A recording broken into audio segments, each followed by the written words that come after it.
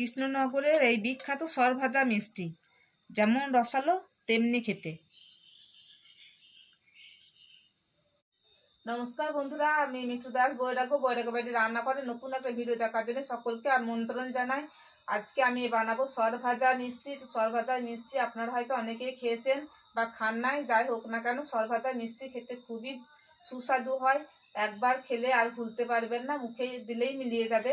তো দেখুন আমি সরভাজা মিষ্টি বানাতে কি কি উপকরণ। 1 বাটি ময়দা, 1 বাটি চিনি, সর নিয়েছি 2-3 দিন মতো সরটা রেখে দিয়েছিলাম ফ্রিজের মধ্যে। এখানে নিয়েছি 4 চামচ গুঁড়ো দুধ আর হাফ চামচ, দেখুন ছোট চামচ হাফ চামচ নিয়েছি খাবার সোডা। এলাচ গুঁড়ো করে নিয়েছি 4টে এলাচ। এখানে নিয়েছি 3 চামচ মতো গাওয়া ঘি। সেই সরভাজা মিষ্টি আমি বানানোর জন্য প্রথমেই একটা বাটি নিয়ে নেব। তারপর বাটিটা আমি সরটা দুধে থেকে ছেঁকে তুলে নেব, দুধটা নেব না।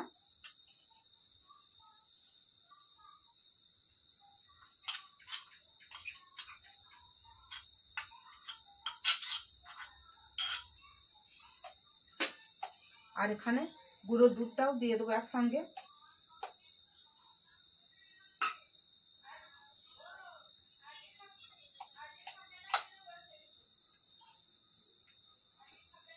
দিয়ে দেবো খাবার সোডা।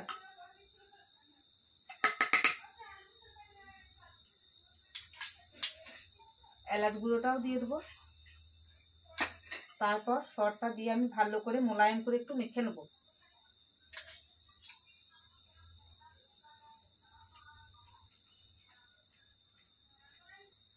সরের বাটিতে যেটুকু দুধ ছিল, দুধটা খুব ঘন হয়ে আছে, তাই এটাও আমি দিয়ে দিলাম।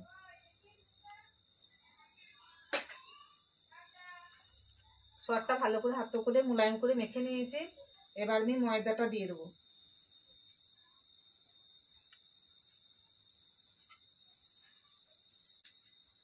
এবার গাওয়া ঘিটা 2 চামচ মতো দিয়ে দেবো এখানে।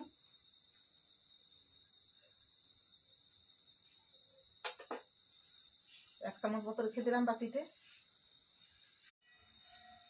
ময়দার ডোটা দেখুন সুন্দরভাবে মেখে নিয়েছি, একদম ঠিকঠাকভাবে হয়ে গেছে সরের সঙ্গে। যদি আপনাদের নরম হয়ে যায় তাহলে ভুলেও যেন ময়দা দেবেন না। ময়দা যদি এর সঙ্গে আবার মিশিয়ে দেন তাহলে কিন্তু এই সরভাজা মিষ্টিটা শক্ত হয়ে যাবে, খেতে একদমই ভালো লাগবে না। ঠিক আন্দাজ মতো সর বা ময়দা আপনারা দেবেন, তাহলে দেখবেন এই মিষ্টিটা খেতে খুবই ভালো হবে। আর যে আমি 1 চামচ ঘি রেখে দিয়েছিলাম, ভেবেছিলাম হয়তো হাতে লাগবে, নেবো, কিন্তু আমার আর দরকার হলো না এখানে। এবার দেখুন একটা চৌকো প্লেট আমি নিয়ে নিয়েছি, ট্রে নিয়ে নিয়েছি। এই ট্রেতে আমি সাদা তেল লাগিয়ে দিয়েছি।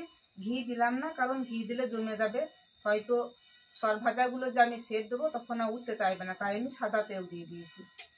গ্রীষ্মের দিন হলে ঘি দিলে ভালো হতো। এবার আমি ডোটা এখানে একটা চৌকো সেট দিয়ে একটু পাতলাভাবে এটাকে মিলে দেবো।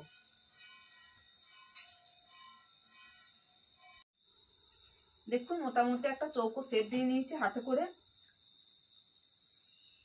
এবার আমি এটাকে 10 থেকে 15 মিনিট ফ্রিজে রেখে দেবো, যাতে এটা চৌকো শেপটা একটু শক্ত হয়ে যায়। এবার মিষ্টির জন্য আমি সেরা তৈরি করে নেব। 1 বাটি চিনি দিলাম এখানে, 1 বাটি জল দিয়ে দেবো।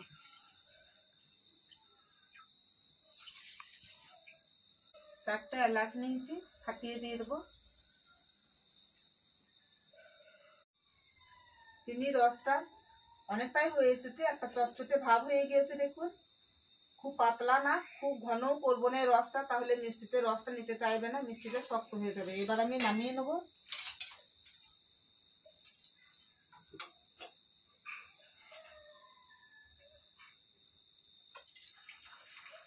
দশ মিনিট পর ফ্রিজ থেকে বের করে নিয়ে এলাম।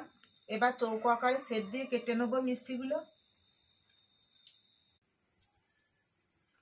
আমি যেমন ভেবেছিলাম সেরকমটাই শক্ত হয়ে বসে গিয়েছে, ছুরিতে কাটতে খুব সুবিধা হচ্ছে, আর খুব ভালোভাবে চৌকো আকারে কেটে নেওয়া যাবে এই মিষ্টিগুলো। কৃষ্ণনগরের বিখ্যাত এই সরভাজা মিষ্টি, বাড়িতে বানিয়ে না দেখলে আপনারা বুঝতেই পারবেন না যে এই সরভাজা মিষ্টি কতটা স্বাদের হয়, কতটা খেতে ভালো হয়।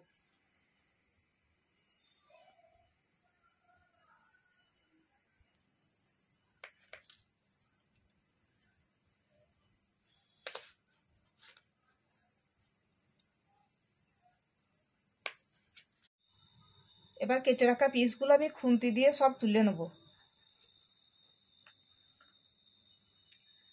দেখুন কত সুন্দর হয়েছে।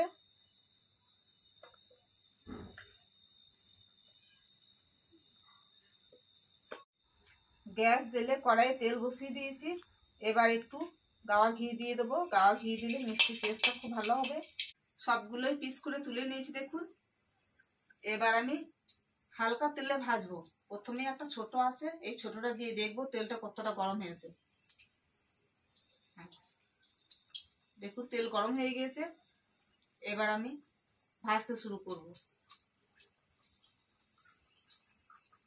সাইডের গুলো আগে দিয়ে দিলাম।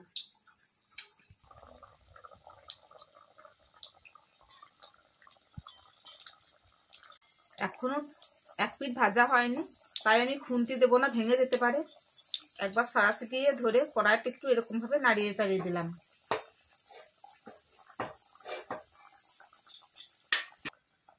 দেখুন তেল থেকে সব ভেসে উঠেছে। এবার আমি নেড়ে দেবো, সব উল্টে দেবো একটু একটু করে।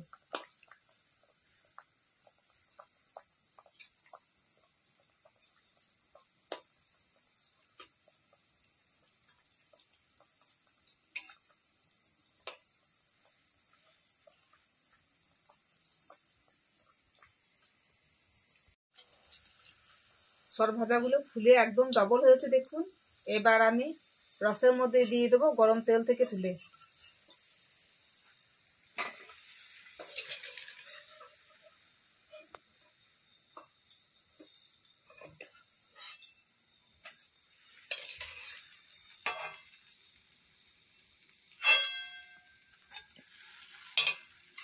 চামচ দিয়ে রসের মধ্যে ডুবিয়ে দিলাম। এবার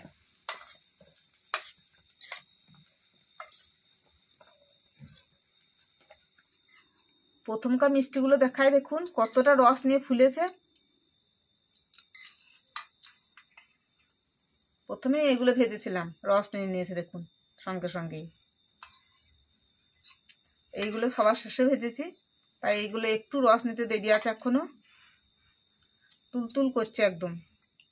সর ভাজা মিষ্টি আমি বানিয়ে নিয়েছি, আমাদের বাড়িতে আত্মীয় আসবে, তাই আপনারাও এরকম ভাবে সর ভাজা মিষ্টি বানিয়ে নিন আর খেয়ে জানান। লাইক করুন, শেয়ার করুন, কেমন লাগলো অবশ্যই জানাবেন। আমি একটা আপনাদের কেটে দেখাই মিষ্টি কেমন হয়েছে।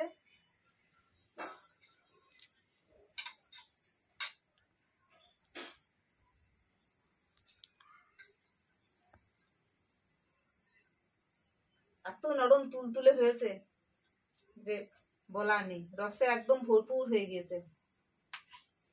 এই দেখুন কতটা নরম হয়েছে, দেখুন মিষ্টিটা মুখে দিলেই মিলে যাবে। এরকম ভাবে আপনারা বানিয়ে খান। আর নতুন বন্ধু যারা আছেন তারা অবশ্যই একটা সাবস্ক্রাইব করে দিয়ে পাশে, সত্যিকারের বন্ধু হয়ে পাশে থাকবেন। আবার পরের ভিডিওতে দেখা হবে। নমস্কার, ধন্যবাদ।